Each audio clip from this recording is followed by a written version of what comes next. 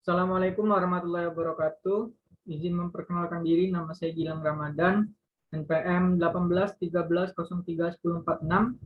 Di sini saya akan mempresentasikan mengenai konsep pengendalian sumber pencemaran lingkungan.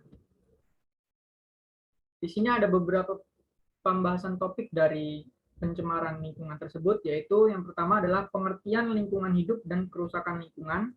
Yang kedua, faktor penyebab kerusakan lingkungan. Yang ketiga, macam-macam pencemaran lingkungan. Yang keempat, pencegahan dan solusi masalah pencemaran lingkungan. Yang pertama ada pengertian lingkungan hidup. Menurut UU nomor 32 tahun 2009, lingkungan hidup adalah kesatuan ruang dengan semua benda, daya, keadaan, dan makhluk hidup, termasuk manusia dan perilakunya, yang mempengaruhi alam itu sendiri, kelangsungan kehidupan dan kesejahteraan manusia, serta makhluk hidup lain. Kemudian, kerusakan lingkungan. Kerusakan lingkungan hidup dapat diartikan sebagai proses deteriorasi atau penurunan mutu atau kemunduran lingkungan. Deteriorisasi lingkungan ini ditandai dengan hilangnya sumber daya baik tanah, air, udara, punahnya flora dan fauna, dan kerusakan ekosistem.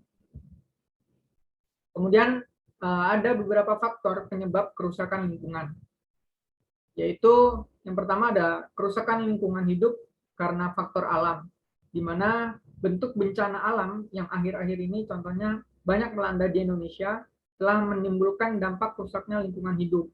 Kita bisa lihat bagaimana bencana alam di gambar faktor alam tersebut. Kemudian yang kedua, kerusakan lingkungan hidup karena faktor manusia. Manusia sebagai penguasa lingkungan hidup di bumi berperan besar dalam menentukan kelestarian lingkungan hidup. Kita bisa melihat contoh gambar di kerusakan lingkungan hidup faktor manusia. Banyaknya sampah sehingga mengakibatkan paus tersebut terdampar dan mati dengan memakan banyak sampah plastik tersebut. Kemudian contoh kerusakan lingkungan, faktor alam, contohnya yaitu letusan gunung berapi, gempa bumi, dan badai tornado. Kemudian faktor manusia, yaitu penebangan hutan secara liar, penimbunan rawa-rawa untuk pemukiman, perburuan liar, pembuangan sampah di sembarang tempat, pemanfaatan sumber daya alam secara berlebihan di luar batas, dan kerusakan hutan bakau. Kemudian ada macam-macam pencemaran. Yang pertama adalah pencemaran udara. Pencemaran udara merupakan hasil limbah industri, limbah pertambangan, dan asap kendaraan bermotor yang dapat mencemari udara. Kemudian yang kedua ada pencemaran suara. Pencemaran suara ini adalah dapat ditimbulkan dari bising-bisingnya baik suara mobil, motor, kereta api, pesawat udara maupun jet.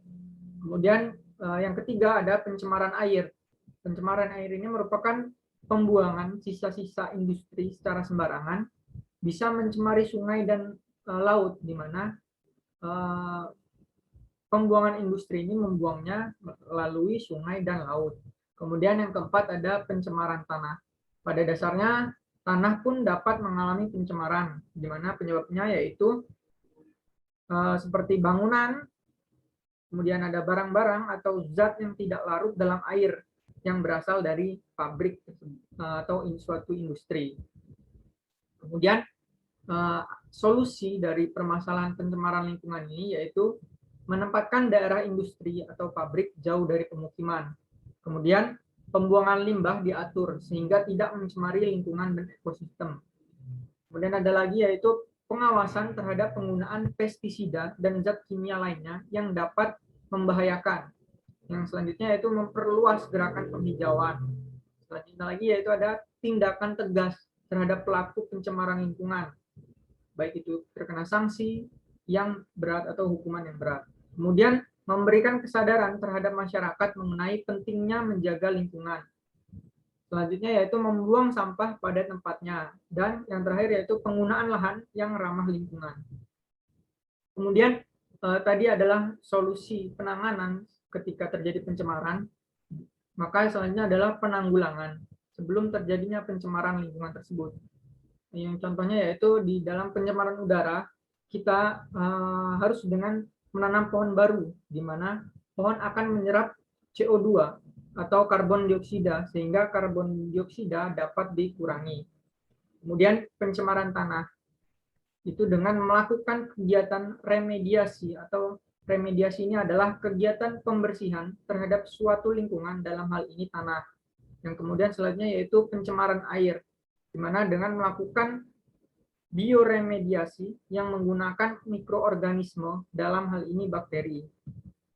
Mungkin itu yang bisa saya sampaikan. Bila ada salah, saya mohon maaf. Saya akhiri, wabillahi taufiq wal hidayah. Assalamualaikum warahmatullahi wabarakatuh.